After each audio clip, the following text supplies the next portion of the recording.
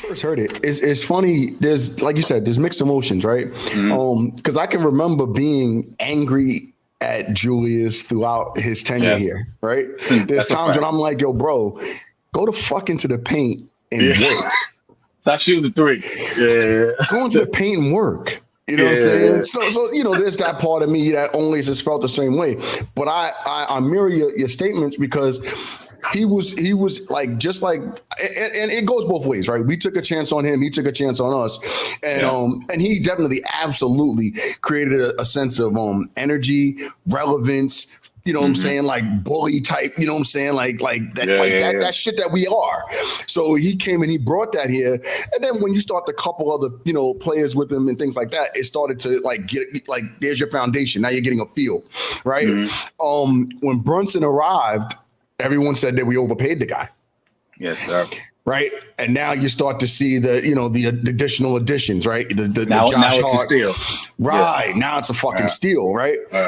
And then even last year, people were calling, before he got hurt, people were calling for him to be moved. And, you know, and there was a time early in, you know, like the year before, actually, when everybody felt like, you know, he was just a malcontent. He didn't really seem like he was happy here, and, you know, and all that shit. At the end of the day, the guy gave us a fucking identity. He did. He brought us back to what we were, like you just said, right? Xavier McDaniels, fucking, you know what I'm saying? You know, all the oh God, you know, like God, fucking Oak. My brother Oak. Yep. You know, Oak was a fucking enforcer. Oak was, you know, a security guard. You know what I'm saying? You know, he was the bouncer at the club, right? You know, and listen, I'll be the first one to tell you, you know, like I was pissed off when he got arrested out of the Garden. I'm like, how the fuck you take a legend out of the Garden? But we're not gonna double back into that. Right. But with that being said, like, you know, like it's bittersweet. Do I think that the Knicks got better? Yeah. The answer is yes, I do believe that the Knicks got better. Right? Who's on it? And I think that it's twofold, right? I feel like sometimes it's. And I'm not going to say personality or anything like that, because I don't think we really got a chance to see Julius in his prime with what we became at the end of the year. Yeah. He was hurt. So we gelled and we cultivated at the end of the year. Right. So we don't know what he could have been with us in that capacity. Right. We saw a glimpse of it. We seen a glimpse. But they were unbelievable at the end of the year. They were easily the best team in the playoffs that did not fucking continue to compete, right?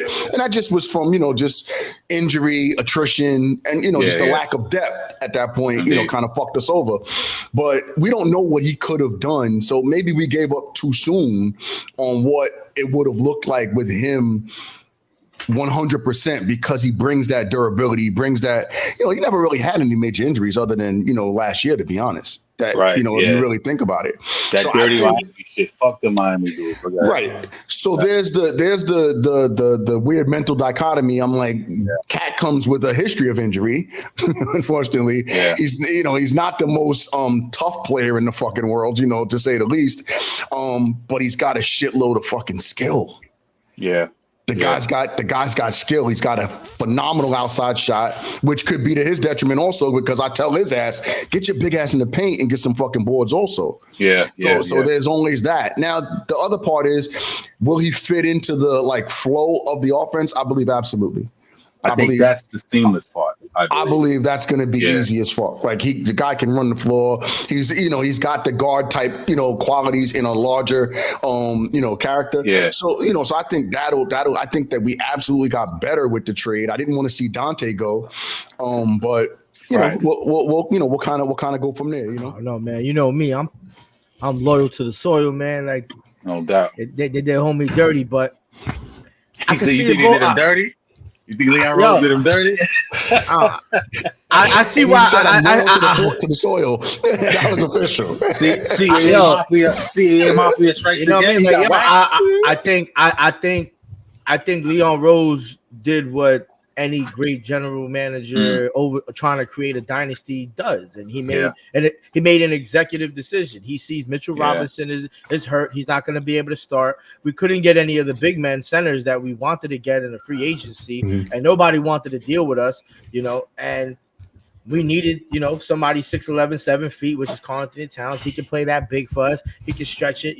Now I don't like the fact that we're probably going to end up having to use OG as a power forward, because I still think it's going to give us an issue when we go up against teams like the Bucks and the Celtics. We're still going to have issues at that problem. I think if this doesn't happen, if only fucking Mitchell Robinson can just stay healthy. Yeah, if we can stay healthy, then we got Randle at the power forward, like we got on vicious lineup, and now we lost. At that point, and now we lost one of our best 3-point shooters. So now I don't think we're gonna have any issue with the starting lineup. I don't think we lost anything truly bad in the depth, but it just kind of sucks to see someone go. Like when Saquon left the Giants, I saw that shit coming from years ago. Oh, God. With Randle leaving, that kind of went a little south, especially to give up Dante. But I see why they did it.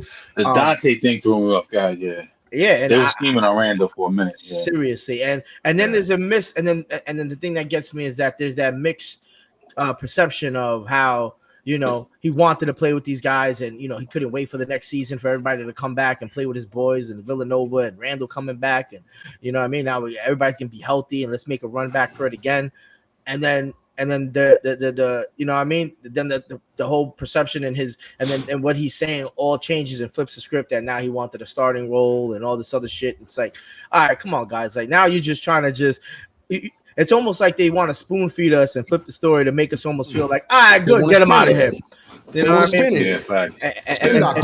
And that's not what I'm really feeling. But I see why they did it. But the major thing, and this is the key point, and you touched on this too, Jay. Is Karl Anthony Towns going to be able to remain healthy? Because we know that Mitchell Robinson can't. Exactly. We saw Julius Randle come with some freak ass accidents. Mm-hmm. Karl Anthony Towns is riddled with injuries just from his own injuries, from his own bodily and his genetics, just like Mitchell Robinson. No, dude hasn't played. He's only played 2 seasons with 60 or more games twice in the last 4 years. Check that out. We need somebody to be a little bit more consistent to that. We can't have everybody being the workhorse, and then we get to the playoffs, and then you show up, and you better show up. But we're going to need, in order to get there and to easily get there, so that we can alleviate some of the pressure from all our scorers and everybody else. That's why we have this depth. That's why we built this team the way we do. We didn't do it so that we can still run a 7-man rotation. But exactly. That's my biggest worry. If KAT can stay healthy, I'll live with losing Julius and Dante. But if he comes back and a homie goes for a layup and he's fucking missing 30 games, I'm going to be tight. You called it great, because at the end of the year, that's exactly what we had. We had a 7-man fucking rotation, bro. Mm-hmm. A 7-man rotation, essentially, at the end of the year. You had Josh Hart playing entire games. Yeah. That's shot. Finished. Back to back. That's that speaks to Leon Rose too, though. We'll get into that in a minute, but my bad. Yeah, no, absolutely. But I mean, if you look at the proposed. If you look at the proposed, starting lineup, you got Brunson. Yeah, Mets won. I saw that. I was trying to keep it calm. I was going to blow it up at the end of this statement. But you know how I feel about that shit. Right. Queens get the money, because it looked crazy for a second. Queens get the money. But you got Jalen Brunson, Mikal Bridges, Josh Hart, OG Anunoby, and Karl Anthony Towns, right? That starting 5 is formidable.